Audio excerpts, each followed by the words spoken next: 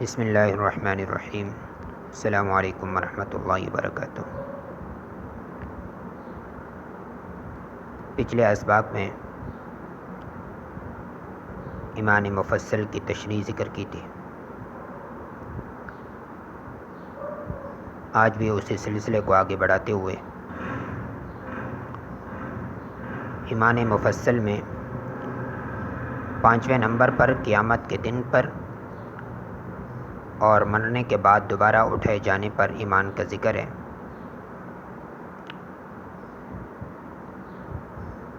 یعنی اس بات پر ایمان لانا کہ دوسری بار سور پھونکنے پر جب تمام عالم بیدار ہو جائے گا اور مردے زندہ ہو جائیں گے تو سورج سوا نیزے پر آ جائے گا اور لوگ اپنے اعمال کی نسبت سے پسینے میں ڈوبے ہوئے ہوں گے۔ بعض ٹخنوں تک پسینے میں ڈوبے ہوں گے، بعض گھٹنوں تک، بعض ناف تک اور بعض کو پسینے نے منہ تک ڈبو رکھا ہوگا۔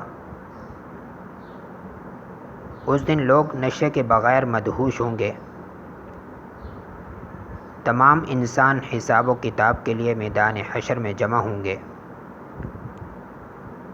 ہمارے نبی کریم صلی اللہ علیہ وسلم کی سفارش پر حساب و کتاب شروع ہوگا۔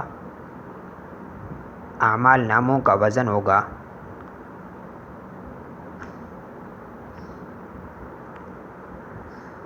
اعمال ناموں کے وزن کے لیے میزان عدل یعنی انصاف کا ترازو نصب ہوگا۔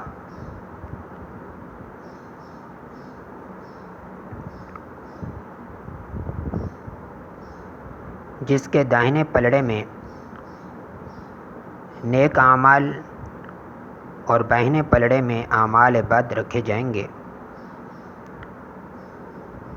جن کی نیکیوں کا پلڑا بھاری ہوگا ان کو نامہ اعمال سیدھے ہاتھ میں دیا جائے گا، اور جن کے گناہوں کا پلڑا بھاری ہوگا ان کے نامہ اعمال ان کے بائیں ہاتھ میں تھما دیا جائے گا۔ نیکوکار خوشی کے مارے سب کو اپنا نامہ اعمال دکھاتے ہوں گے، جبکہ بدکار حسرت و افسوس کرتے پھریں گے۔ پھر سب کو پل صراط سے گزرنا ہوگا۔ اور 6 نمبر پر تقدیر پر ایمان لانے کا ذکر ہے۔ تقدیر کی حقیقت یہ ہے کہ اس بات کا یقین اور اعتقاد رکھے کہ اللہ تعالی نے مخلوق کے پیدا کرنے سے پہلے ہی خیر و شر، ایمان و کفر، ہدایت و ضلالت اور طاعت و مصیبت کو مقدر فرما دیا ہے اور اس کو لکھ دیا ہے۔ اب عالم میں جو کچھ ہو رہا ہے وہ سب اس کے ارادے اور مشیت سے ہو رہا ہے۔ اس کو پہلے سے ان تمام باتوں کا علم ہے اور اسی کا نام تقدیر ہے۔ اس کے خلاف کوئی پتہ بھی حرکت نہیں کر سکتا، ورنہ العیاذ باللہ اللہ تعالیٰ کے علم کا غلط ہونا لازم آئے گا، جو کہ محال اور ناممکن ہے۔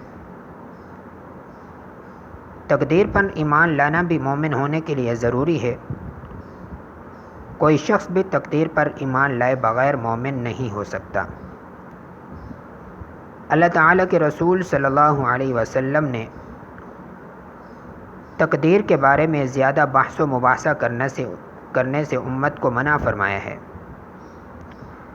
اس لیے تقدیر کے سلسلے میں زیادہ بحث و مباحثہ نہیں کرنا چاہیے۔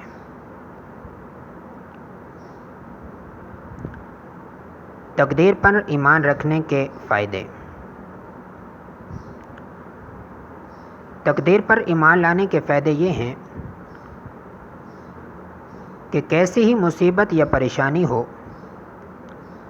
اس عقیدہ تقدیر سے دل مضبوط رہے گا،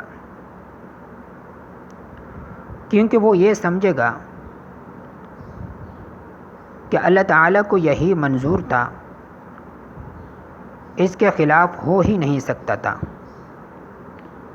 اور جب اللہ سبحانہ و تعالی چاہے گا اس مصیبت کو ختم کر دے گا۔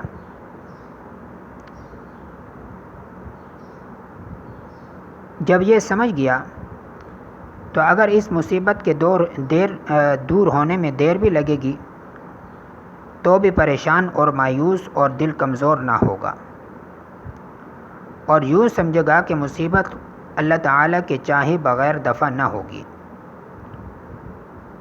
سو یہ شخص سب تدبیروں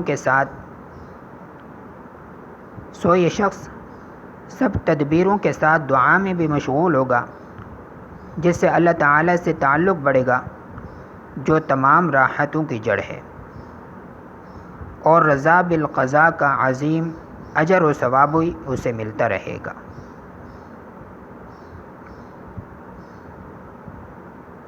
اللہ تعالیٰ سے دعا ہے اللہ رب العزت ہمیں ایمان مفصل میں جتنے چیزیں ذکر کی گئی ہیں ان تمام چیزوں پر دل و جان سے پورے اعتقاد سے ایمان لانے کی توفیق عطا فرمائے، اور عقیدے کی درستگی کے ساتھ ساتھ ایسے اعمال کرنے کی توفیق عطا فرمائے کہ جس کی بدولت